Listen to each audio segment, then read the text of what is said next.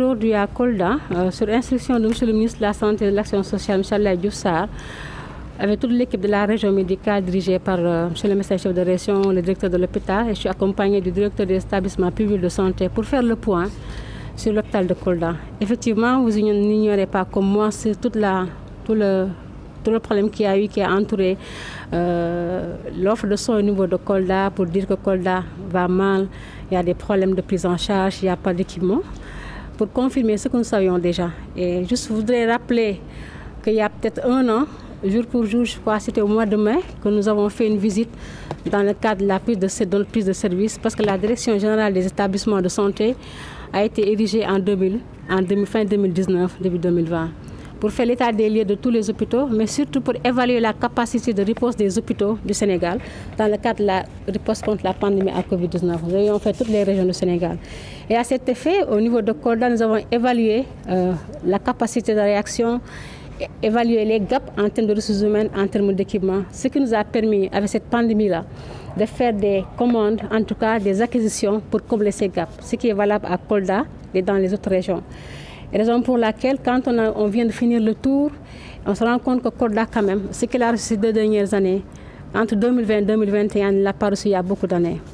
Si je prends l'exemple au niveau des services, en termes de ressources humaines, on dit que Kolda est un mouroir. Sans me tromper, Kolda dispose d'un gynécologue, on ne va pas y revenir, dispose d'un chirurgien, Kolda a un pédiatre, Kolda a un cardiologue, Kolda a un neurologue. Il a bénéficié d'affectation de paramédicaux. Le gynécologue a fait couler beaucoup d'encre, mais finalement il est là. Je ne vais pas revenir sur l'histoire. Et dans quelques semaines, le poste sera doublé. Donc, du point de vue ressources humaines, Kolda est capable de prendre, il dispose aussi d'un néphrologue. Il est capable de prendre en charge correctement les affections qui se posent à l'hôpital. Du point de vue équipement, on vient de visiter le laboratoire. Il a reçu des dotations de la DIEM à travers la DIEM, c'est le ministère de la Santé. On a renforcé les équipements de laboratoire. Toutes les analyses dont les médecins ont besoin pour se faire ici, en termes d'hématologie, en termes de biochimie, en termes de bactériologie. Je crois que c'est un laboratoire hyper fonctionnel. En termes d'imagerie médicale, c'est vrai qu'il y a la panne du scanner, mais le scanner a été commandé dans le cadre de la Covid. Comme on a fait avec les hôpitaux de Fan, de Dalal Jamm et de Ourossogui, Kolda aura son scanner et la commande est déjà faite. C'est l'acheminement qui est en cours. Il a bénéficié d'un appareil d'échographie multifonctionnel qui peut faire l'échographie cardiaque, l'échographie abdominale, l'échographie des parties molles, une échographie de dernière génération qui n'existe qu'à l'hôpital principal. En dehors du laboratoire, c'est vrai qu'aussi on est parti voir c'est une activité extrêmement importante, c'est le centre de dialyse, qui était le centre de traitement des épidémies. Mais après le passage de la première vague, toute l'équipe avec la région médicale, le directeur, se sont mis ensemble pour que ce centre-là soit fonctionnel. Et c'est extrêmement important. C'est un centre qui a un néphrologue, des techniciens supérieurs en néphrologie, des infirmiers, avec une capacité de 14 lits. Actuellement, ils ont commencé les branchements. Et on a travaillé tout à l'heure avec le néphrologue pour que dans maximum 2 mois, que le centre de dialyse soit au maximum de son activité.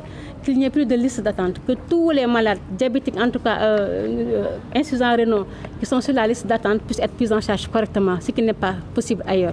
Donc je crois qu'à part de cela, on peut dire que Kolda ne présente pas tous les problèmes dont on parle dans la presse. Par rapport au cabinet dentaire, une chaise dentaire toute neuve est disponible et installée au niveau du cabinet dentaire. De façon globale, au niveau de la réanimation, si vous vous rappelez, il y a eu un débat pendant la Covid.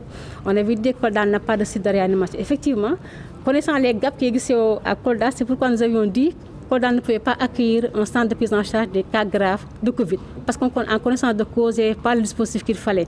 Mais ce dispositif-là, ce gap est actuellement comblé. Il y a 30 lits qui sont mis à disposition. Il y a deux lits chauds, 2 lits de respirateurs, mais dans les prochaines semaines, ce sera 8 lits complets pour la prise en charge de la réanimation de façon complète.